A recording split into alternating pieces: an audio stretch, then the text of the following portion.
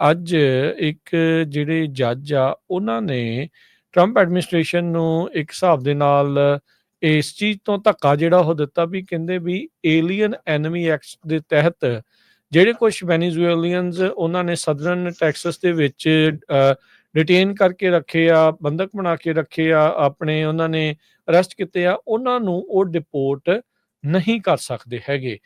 ਇਹ ਫੈਡਰਲ ਜੱਜ ਆ, ਉਹਨਾਂ ਨੇ ਇਹ ਜਿਹੜਾ ਫੈਸਲਾ ਸੁਣਾਇਆ ਆ। ਯੂਐਸ ਡਿਸਟ੍ਰਿਕਟ ਕੋਰਟ ਜੱਜ ਫਰਨੈਂਡੋ ਰੋਡਰੀਗਜ਼ ਜੂਨੀਅਰ ਇਸ ਮਾਮਲੇ ਦੇ ਉੱਤੇ ਰੂਲ ਕਰਨ ਵਾਲੇ ਪਹਿਲੇ ਜੱਜ ਜਿਹੜੇ ਉਹ ਬਣੇ ਆ ਏਲੀਅਨ ਐਨਮੀ ਐਕਟ ਨੂੰ ਜਿਹੜਾ ਉਹ ਲੈ ਕੇ ਕਹਿੰਦੇ ਵੀ ਇਹ ਲੋਕਾਂ ਦੇ ਉਲਟ ਨਹੀਂ ਜਿਹੜਾ ਉਹ ਵਰਤਿਆ ਜਾ ਸਕਦਾ। ਜਦਕਿ ਜਿਹੜੀ ਟਰੰਪ ਐਡਮਿਨਿਸਟ੍ਰੇਸ਼ਨ ਆ ਉਹ ਕਲੇਮ ਕਰਦੀ ਆ ਵੀ ਇਹਨਾਂ ਦੇ ਜਿਹੜੇ ਗੈਂਗ ਮੈਂਬਰਸ ਆ ਉਹ ਅਮਰੀਕਾ ਨੂੰ ਇਨਵੇਡ ਕਰ ਰਹੇ ਆ ਤੇ ਇਸ ਕਰਕੇ ਅਸੀਂ ਜਿਹੜਾ ਏਲੀਅਨ ਐਨਮੀ ਐਕਟ ਆ ਉਸ ਦੀ ਵਰਤੋਂ ਕਰ ਰਹੇ ਆ। ਉਹ ਕਹਿੰਦੇ ਵੀ 227 ਸਾਲ ਪੁਰਾਣੇ ਇੱਕ ਕਾਨੂੰਨ ਦੇ ਉੱਤੇ ਅਸੀਂ ਰਿਲਾਈ ਨਹੀਂ ਜਿਹੜਾ ਉਹ ਕੀਤਾ ਜਾ ਸਕਦਾ। ਜਿਹੜੇ ਜੱਜ ਆ ਉਹਨਾਂ ਨੇ ਲਿਖਿਆ ਵੀ ਕਹਿੰਦੇ ਵੀ neither the court not the parties question that the executive branch can direct the detention. ਵੀ ਕਹਿੰਦੇ ਵੀ ਨਾ ਹੀ ਅਦਾਲਤ ਤੇ ਨਾ ਹੀ ਜਿਹੜੀਆਂ ਇਸ ਦੇ ਵਿੱਚ ਸੰਬੰਧਿਤ ਪਾਰਟੀਜ਼ ਆ ਉਹ ਸਵਾਲ ਨਹੀਂ ਹੈਗਾ ਵੀ ਐਗਜ਼ੈਕਟਿਵ ਬ੍ਰਾਂਚ ਯਾਨੀ ਕਿ ਰਾਸ਼ਟਰਪਤੀ ਟਰੰਪ ਇਹ ਜਿਹੜੀ ਡਿਟੈਂਸ਼ਨਸ ਆ ਉਹਨਾਂ ਨੂੰ ਡਾਇਰੈਕਟ ਕਰ ਸਕਦੀ ਹੈ, ਰਿਮੂਵਲ ਕਰ ਸਕਦੀ ਹੈ ਏਲੀਅਨਸ ਦਾ ਜਿਹੜੇ ਕ੍ਰਿਮੀਨਲ ਐਕਟੀਵਿਟੀਜ਼ ਦੇ ਵਿੱਚ ਜੁੜੇ ਹੋਏ ਨੇ ਅਮਰੀਕਾ ਦੇ ਵਿੱਚ।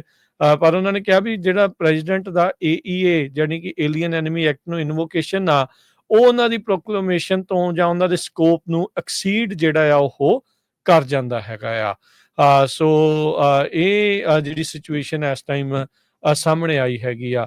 ਸੋ ਰਾਸ਼ਟਰਪਤੀ ਟਰੰਪ ਨੇ ਜਿਹੜੀ ਪ੍ਰੋਕਲੇਮੇਸ਼ਨ ਕੀਤੀ ਸੀ ਵੀ ਵੈਨੇਜ਼ੁਏਲਾ ਦਾ ਜਿਹੜਾ ਗੈਂਗ ਟ੍ਰੈਂਡ ਦੇ ਅਰੂਗਵਾ ਉਹਨਾਂ ਨੇ ਦੁਬਾਰਾ ਯੂਐਸ ਨੂੰ ਇਨਵੇਡ ਕੀਤਾ ਹੈ, ਯਾਨੀ ਕਿ ਯੂਐਸ ਦੇ ਵਿੱਚ ਉਹ ਲਗਾਤਾਰ ਘੁਸਪੈਠ ਕਰ ਰਹੇ ਆ।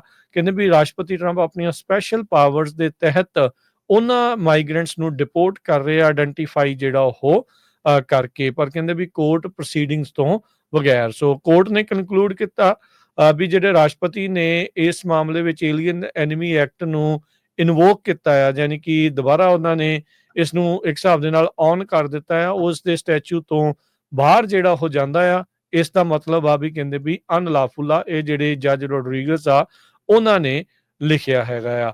ਤੇ ਇਸ ਤੋਂ ਬਾਅਦ ਦੇ ਵਿੱਚ ਫੌਕਸ ਨਿਊਜ਼ ਦੇ ਉੱਤੇ ਵਾਈਸ ਪ੍ਰੈਜ਼ੀਡੈਂਟ JD ਵੈਂਸ ਉਹਨਾਂ ਨੇ ਇੰਟਰਵਿਊ ਦੇ ਵਿੱਚ ਕਿਹਾ ਵੀ ਜਿਹੜੀ ਐਡਮਿਨਿਸਟ੍ਰੇਸ਼ਨ ਆ ਉਹ ਅਗਰੈਸਿਵਲੀ ਇਸ ਦੇ ਉਲਟ ਅਪੀਲ ਜਿਹੜੀ ਉਹ ਕਰੇਗੀ। ਸੋ ਇਹ ਜਿਹੜਾ ਆ ਇਹ ਚੀਜ਼ ਜਿਹੜੀ ਇਸ ਟਾਈਮ ਸਾਹਮਣੇ ਜਿਹੜੀ ਉਹ ਚੱਲ ਰਹੀ ਆ। ਸੋ ਹਾਲ ਦੀ ਘੜੀ ਏਲੀਅਨ ਐਨਮੀ ਐਕਟ ਦੇ ਤਹਿਤ ਜਿੱਦਾਂ ਲੋਕਾਂ ਨੂੰ ਡਿਪੋਰਟ ਕਰਨ ਦੇ ਲਈ ਕਤਾਰ ਦੇ ਵਿੱਚ ਰੱਖਿਆ ਗਿਆ ਸੀ, ਉਹਨਾਂ ਨੂੰ ਕੁਝ ਸਮੇਂ ਦੇ ਲਈ ਜਿਹੜੀ ਰਾਹਤ ਆ ਉਹ ਕਹਿ ਸਕਦੇ ਆ ਉਹ ਮਿਲੀ ਆ। ਤੇ ਹੁਣ ਮਸਲਾ ਜਿਹੜਾ ਇੱਕ ਡਿਫਰੈਂਟ ਲੈਵਲ ਦੇ ਉੱਤੇ ਹਰਜੋਤ ਸਿੰਘ ਜੀ ਪਹੁੰਚ ਗਿਆ ਵੀ ਕੀ ਰਾਸ਼ਟਰਪਤੀ ਦੇ ਕੋਲ ਇਹ ਅਖਤਿਆਰ ਹੈਗਾ ਆ ਇਸ ਤਰੀਕੇ ਦਾ ਪ੍ਰੋਕਲੇਮੇਸ਼ਨ ਕਰਨ ਦਾ ਜਾਂ ਨਹੀਂ। ਇਹ ਹੁਣ ਕਹਿੰਦੇ ਵੀ ਇਹ ਜਿਹੜੇ ਜੱਜ ਆ ਉਹਨਾਂ ਨੇ ਹੀ ਹਾਲ ਦੀ ਘੜੀ 1812 ਦਾ 1700 ਸਨ ਦਾ ਜਿਹੜਾ ਇਹ ਕਾਨੂੰਨ ਆ ਉਸ ਦੇ ਉੱਤੇ ਹਾਲ ਦੀ ਘੜੀ ਰੋਕ ਲਗਾ ਦਿੱਤੀ ਆ।